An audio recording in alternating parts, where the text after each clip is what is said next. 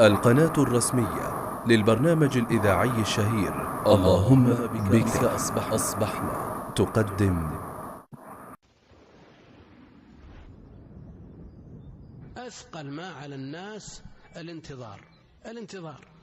جلست تنتظر في مكان ما، في مستوصف ولا في بيتك، تنتظر زميل لك ولا أحد بيطرق الباب عليك، تأخر، تضيق بك الدنيا ذرعا. الناس جبلوا على هذا، لكن من استغل وقته بذكر الله وآنس بالله جل وعلا ما يضيق صدره، يتمنى أن لو تأخر الدور، لأنه إذا قال سبحان الله والحمد لله ولا إله إلا الله والله أكبر الباقيات الصالحات غراس الجنة، كما جاء في الحديث الصحيح أن إبراهيم عليه السلام قال يا محمد أقرئ أمتك السلام وأخبرهم أن الجنة قيعان وغراسها التسبيح والتحميد والتهليل والتكبير. أمور يعني لا تكلف الإنسان شيئا. سبحان الله وبحمده 100 مرة تقال في دقيقة ونصف. من قال سبحان الله وبحمده 100 مرة حطت عنه خطاياه وإن كانت مثل زبد البحر. والحديث متفق عليه، لا أحد يقول والله ثواب عظيم على أمر يسير، لا، فضل الله يؤتيه من يشاء والله يضاعف لمن يشاء إلى 700 ضعف.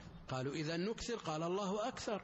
لكن على الإنسان أن يعمل وأن يبذل وأن يكون على الجادة، لأن العمل لا ينفع إذا حاد عن الجادة يمينا وشمالا. لا بد من المتابعة للرسول عليه الصلاة والسلام، ولا بد من الإخلاص لله جل وعلا.